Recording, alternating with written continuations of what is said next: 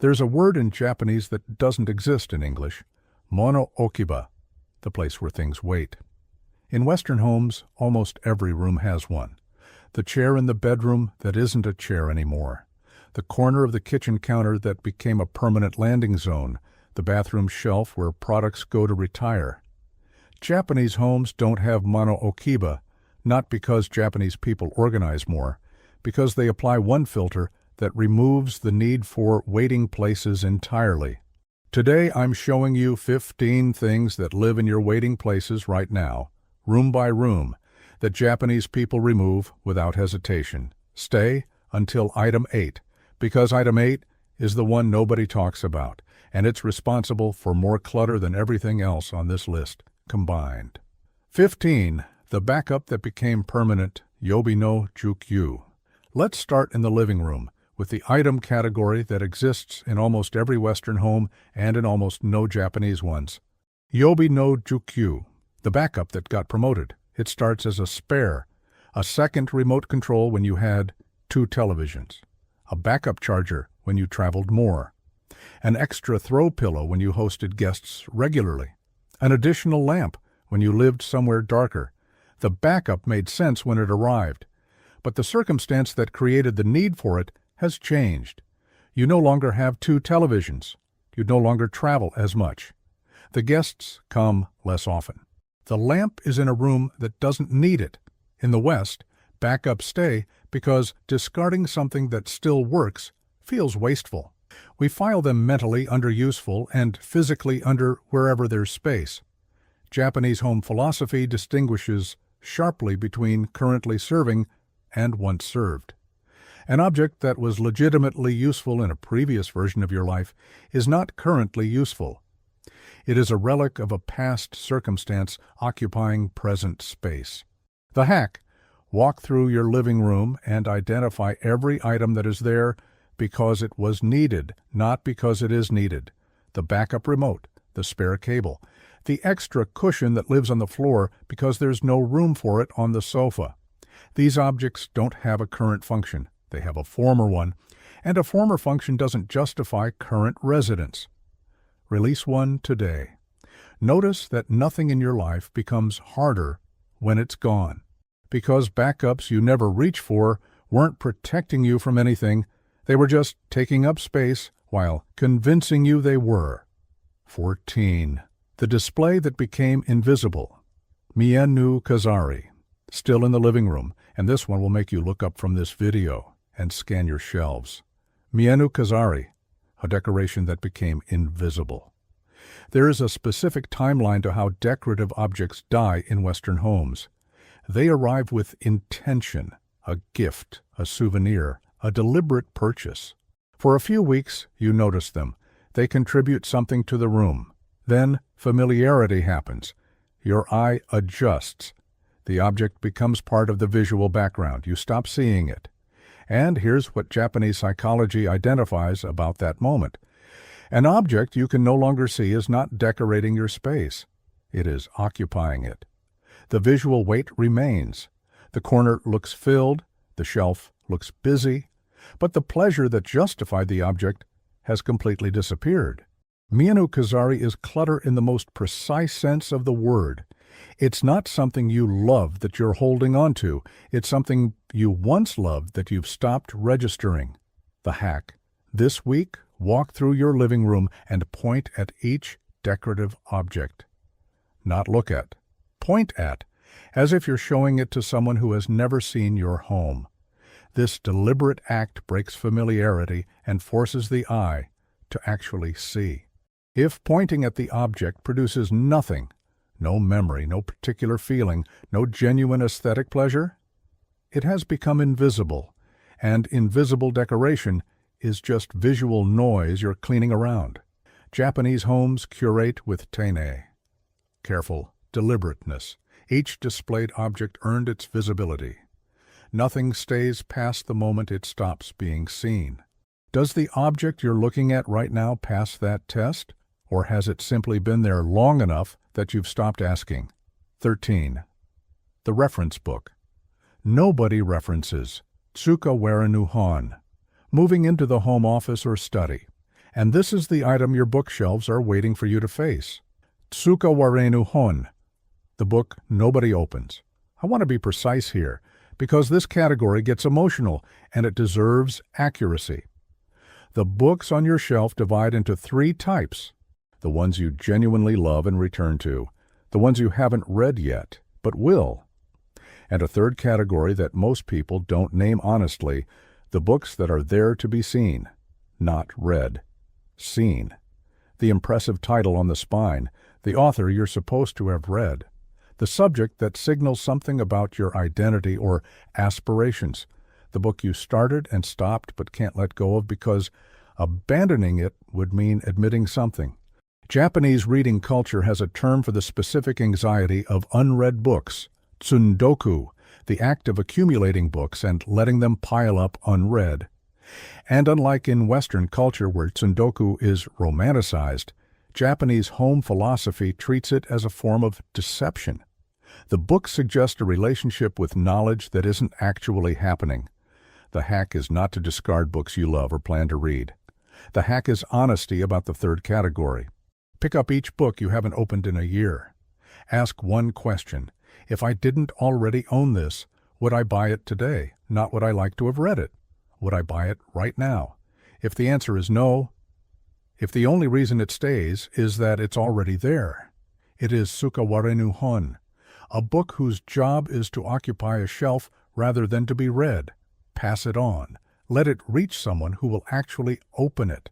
That's more respectful to the book than letting it perform on a shelf indefinitely. Quick question before we move to the kitchen. Is there a room in your home where you could remove 5 things right now, and it would immediately feel better? Don't think about it. Your first answer is the right one. Hold that room in mind. We'll come back to it. 12. The aspirational appliance Yume no Doug. Into the kitchen, and directly at the category that occupies more cabinet space in Western homes than almost anything else. Yume no Dugu. The dream tool. You know exactly what this is. The appliance that was purchased for a version of you that cooks differently than you actually cook. The bread maker from the homemade bread phase. The pasta attachment that came with the mixer, the dehydrator from the health food period, the electric wok. The yogurt maker. Each one arrived representing a genuine intention. Each one was used between 1 and 4 times. Each one now occupies significant cabinet real estate, the kind of space that makes actual daily use appliances harder to access, while silently making you feel guilty every time you reach past it. Japanese kitchen philosophy applies a concept called jitsu no sekatsu, the life that is actually being lived. Organization is not designed around the life you want to live or the life you used to live or the life you intend to live when circumstances change. It's designed around the life that is actually happening in your kitchen right now.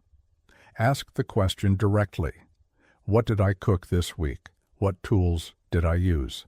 Every appliance not on that list is a Yume no Doug, a dream tool for a dream version of cooking that isn't your current reality.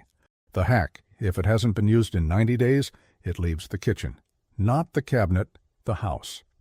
Because cabinets full of dream tools are just kitchens where the dreams take up all the space. 11. The container without contents. Utsuwa no kara. Still in the kitchen, and this one is going to describe your Tupperware cabinet exactly. Utsuwa no kara, the empty vessel.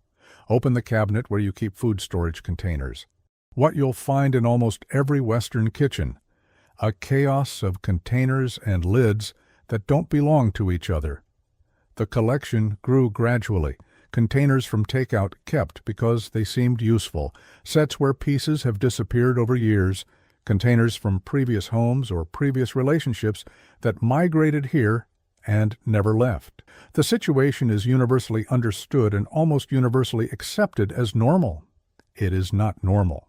It is accumulated failure of a specific kind, the failure to close the loop on objects that lost their function. A container without a lid cannot store food. It has one function. Without its lid, it has 0 functions. 0-function objects have no place in a Japanese kitchen or in any functional space. Wabi, the Japanese acceptance of imperfection, does not extend to keeping non-functional objects. Wabi is about finding beauty in imperfect things that still serve. A containerless lid is not imperfect. It is broken. The hack requires no shopping. Remove every container and every lid. Match them. Any unmatched piece leaves. What remains is a functional set, smaller than what you started with, but actually useful, actually organized, and actually navigable in the 15 seconds between deciding to store leftovers and finding what you need. You don't need better container storage. You need fewer containers.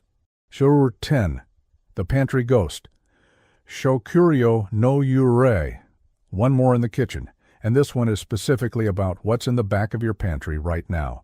Shokuryo no Yurei, the Pantry Ghost. A pantry ghost is a food item that has been in your pantry long enough that you've forgotten why it arrived. The specialty sauce bought for one recipe 3 years ago. The grain purchased during a health phase that ended. The can of something you've moved 3 times without opening. The spices from a cuisine you tried once and never returned to. These items are not food anymore. They are intentions that calcified into objects. Japanese pantry management is governed by mawashi, circulation. The principle that food moves through the pantry in a cycle, arrives, lives briefly, gets used, makes space for what comes next. When circulation stops, when items arrive and settle permanently, the pantry stops functioning as a food storage system and starts functioning as a museum of past eating intentions. The ghost items are easy to identify because they produce a specific feeling when you encounter them.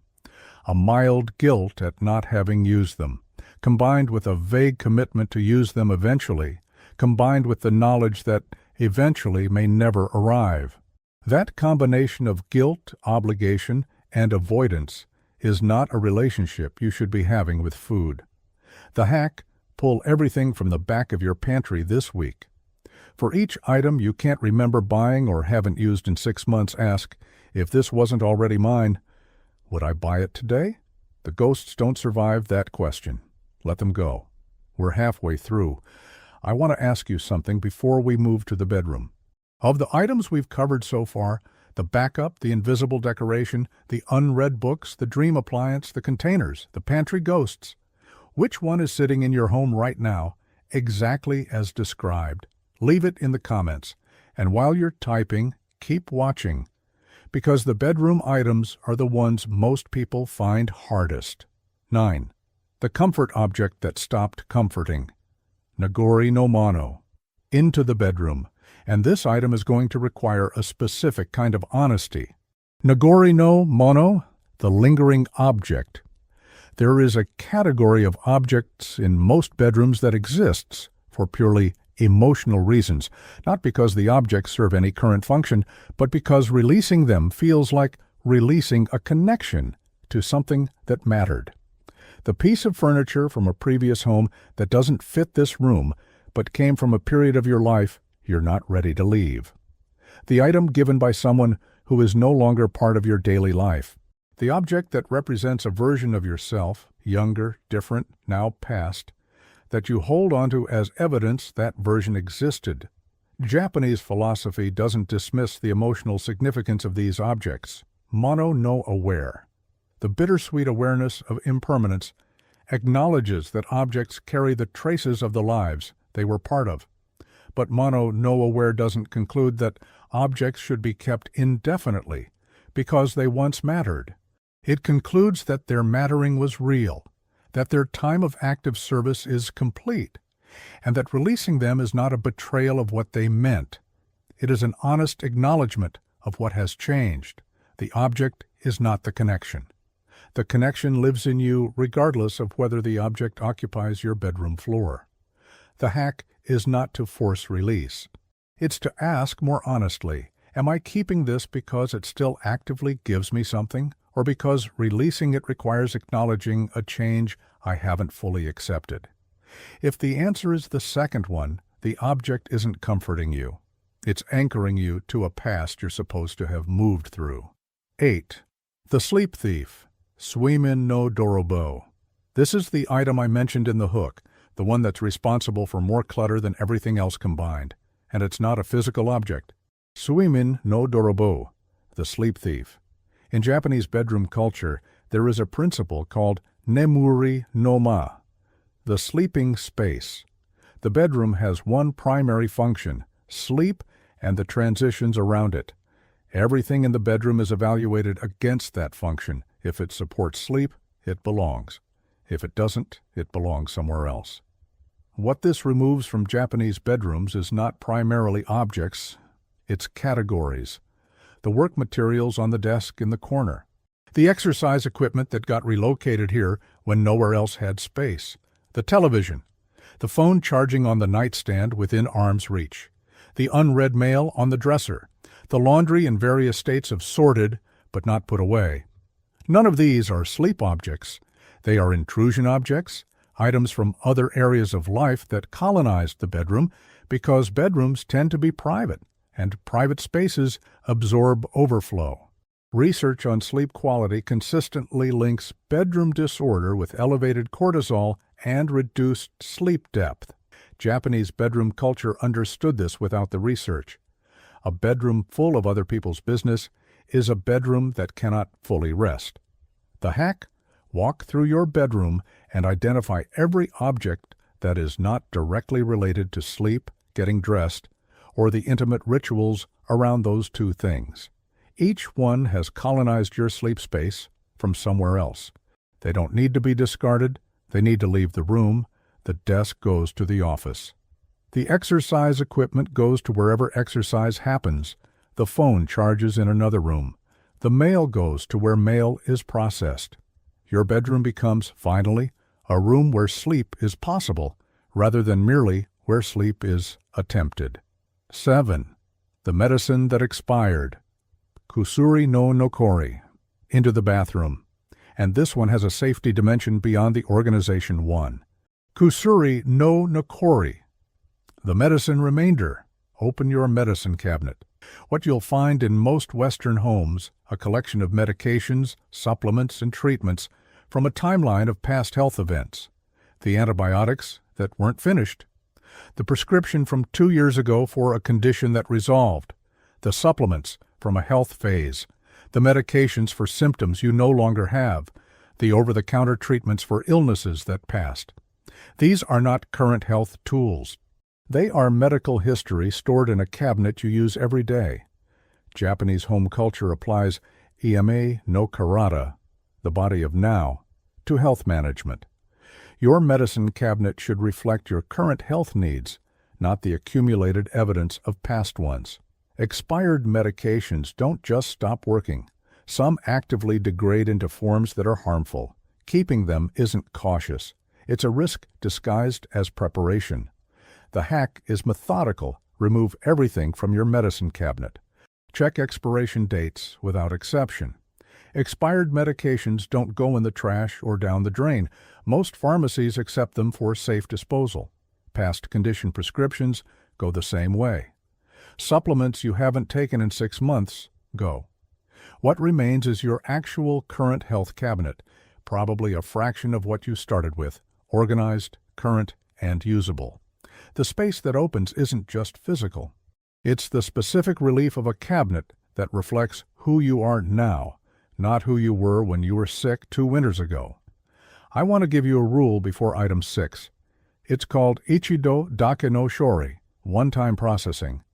The principle that every object that enters your home gets handled once, fully, before it settles. We fail at this specifically in the bathroom. Products arrive and get placed without evaluation. The cabinet fills. We stop seeing what's in it. The items we're about to cover are the result of one-time processing never happening. Keep that in mind. 6.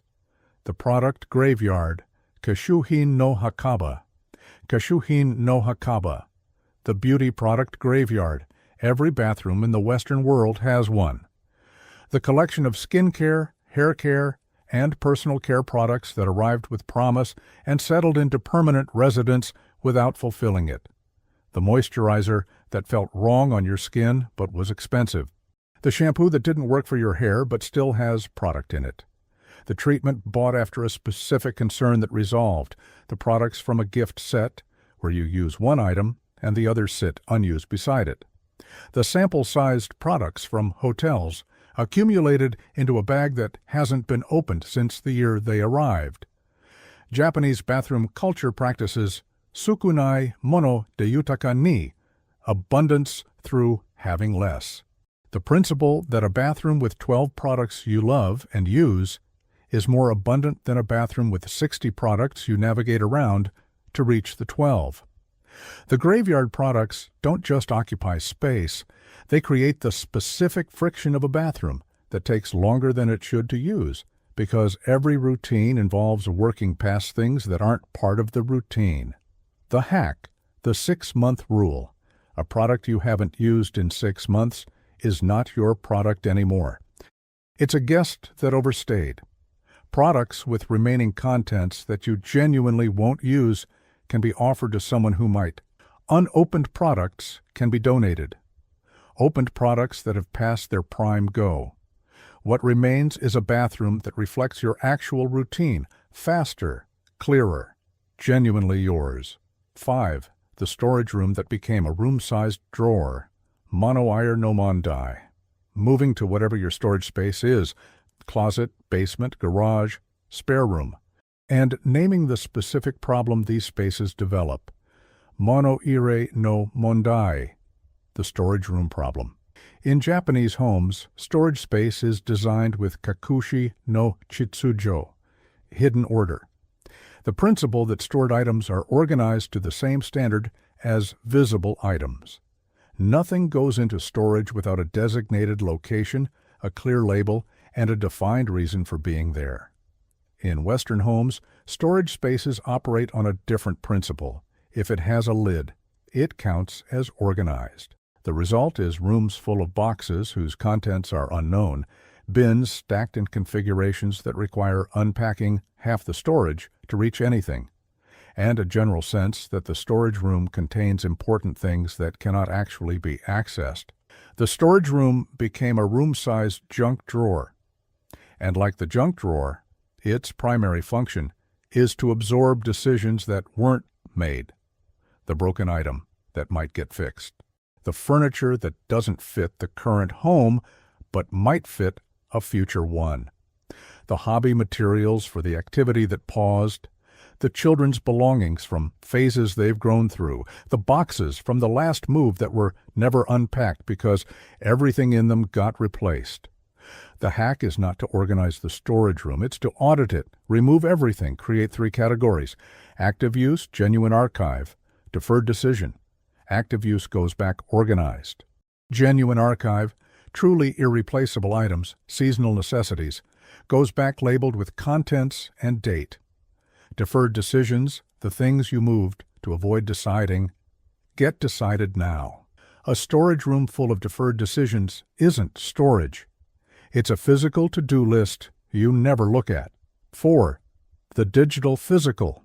Kako no gijutsu. Kako no gijutsu, technology from a past era. This category lives in multiple rooms but accumulates most densely in storage spaces, home offices, and bedrooms.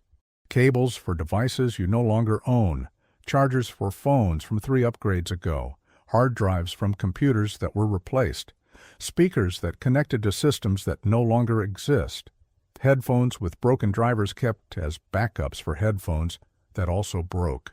The specific psychology of holding onto old technology is different from other objects. Old technology feels like it might still be useful in a technical emergency.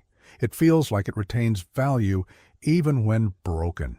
It feels like the responsible thing is to recycle it properly, which requires effort, so it stays until the effort becomes available. Japanese technology management applies Genzai no Gijutsu, present technology. The tools you own should be the tools you currently use. Anything from a previous generation of your devices that doesn't actively work with something you currently own is not a backup. It is obsolete hardware occupying space. The recycling barrier is real, but smaller than it feels. Most electronics retailers accept old devices and cables for responsible recycling. Many manufacturers have take-back programs. The barrier is 20 minutes, not the indefinite deferral that most people practice. The hack: identify every cable, charger, and device in your home. For each one, name the current device it connects to or powers. If you can't name one, it belongs to a device you no longer have. It goes to recycling this week, not when you get around to it. The tangled cable drawer becomes navigable. The shelf of obsolete devices clears, and you stop living with technology from 3 versions ago as though keeping it costs you nothing. 3. The paper that became furniture, kami no katachi. Kami no katachi. Paper that took the shape of furniture. In every room, in most Western homes, there are stacks of paper that have been in the same location long enough to feel permanent. They're not stacked anymore in the sense of being organized. They're geological, layers that accumulated over time and compacted into a fixture: the stack on the desk, the pile on the kitchen counter, the papers on the dining table that never fully clear, the magazines in the basket that haven't been read but feel too significant to discard. Japanese paper management operates on shori no kanketsu, the closed loop. Paper enters the home through exactly 3 channels: mail, purchases, and generated documents. Each channel has a defined exit. Mail is processed immediately. Purchases produce receipts that are filed or discarded. Generated documents are filed or discarded. There is no 4th channel. There is no stack category. There is no paper in transition between arrival and decision. The stacks in Western homes are not paper. They are decisions that haven't been made. Every item in the stack arrived requiring a response: file, act, read, discard, and was placed in the stack instead of receiving one. The hack: the stack doesn't get organized, it gets processed. 1 piece at a time, 1 decision per piece. Action within 2 minutes, file if it's a document worth keeping, recycle if it's not. The stack disappears not because you organized it, but because you finished the decisions that were inside it. And when new paper arrives, it gets a decision immediately. The stack never forms again because the decision habit replaced the deferral habit. 2. The emotional duplicate. Kimochi no fukusha. Kimochi no fukusha, the emotional duplicate. This is the most nuanced item on the list, and it requires the most honest look. In every home, there are objects kept not for their function, but as emotional proof of something. Proof that a relationship existed. Proof that a period of life was real. Proof that a version of yourself, thinner, younger, more ambitious, differently situated, actually happened. These objects are not the same as meaningful keepsakes. A meaningful keepsake is an object you actively engage with. You look at it, it gives you something, it genuinely connects you to what it represents. An emotional duplicate is different. It's an object you avoid looking at directly because looking requires feeling something you'd rather not feel. The clothes that don't fit, kept as evidence of a body you had. The belongings of a relationship that ended, kept as evidence the relationship happened. The materials of an abandoned ambition, kept as evidence the ambition was real. Japanese home philosophy identifies these objects through katachi to kokoro no bunri, the separation of form and feeling. The object is not the feeling. The memory is not the object. What you are preserving by keeping the duplicate is not the connection. It's the avoidance of grief about what has changed. The hack is not to discard without feeling. It's to distinguish between objects that actively give you something and objects whose only function is to prevent you from having to accept that something has changed. The second category, the avoiding objects, don't protect you from the loss. They just mean you encounter the evidence of it every time you open the closet. Release one, just one, and notice that what it represented doesn't disappear when the object does. 1. The unnamed thing, namai, no nai mono. Namai no nai mono, the thing without a name. Every home has them. Objects so thoroughly assimilated into the background that they no longer have an identity. You couldn't tell a stranger what it is, where it came from, or why it's there. You just know it's always been there. The decorative object on the shelf whose origin you've forgotten. The item in the drawer you pick up, can't identify, and put back. The piece of furniture you walk past daily without registering as a choice. Japanese home philosophy holds that an object without a name in your home is an object without a relationship. You are not the owner of that object in any meaningful sense. You are its landlord. It occupies your space, uses your attention, even invisibly, and gives you nothing in return. Namai, nonai, mono is not clutter in the obvious sense. It doesn't look cluttered. It looks like part of the home. That's what makes it the most insidious item on this list. The hack is simply naming. Walk through every room this week and name every object you encounter. Not categories, specific names. What is this? Where did it come from? What does it do? Objects that survive the naming, that you can identify, place, and explain, belong to you. Objects that don't survive it, that you pick up and genuinely cannot account for, are the unnamed things. And unnamed things, by Japanese definition, have no place in a home that is truly yours. Discard one today. You won't miss it. You never knew it was there. 15 items, 1 per room. Not a list of what to buy to organize better. A list of what to honestly remove so organization becomes unnecessary. The backup that was never reached for. The decoration that became invisible. The book that exists to be seen. The appliance for a version of cooking that isn't yours. The containers that lost their lids. The food that became a ghost. The object anchoring you to a past you've moved through. The things stealing your sleep. The medications from illnesses that ended. The products in the graveyard. The storage room full of decisions. The obsolete technology. The paper that became geology. The emotional duplicate. The unnamed thing. What they have in common: they are all things that were once correctly in your home and have since become incorrectly in your home. The mistake wasn't acquiring them. The mistake is not recognizing when that relationship ended. Japanese home philosophy doesn't ask you to own less for the sake of owning less. It asks you to be honest about what your home is actually for, and to release anything that isn't contributing to that. Pick one room, pick one item from that room. Remove it today. Not this weekend, today. And tell me in the comments, which room is it and what are you finally letting go of? Subscribe, because every week this channel goes deeper into what Japan figured out. See you next week.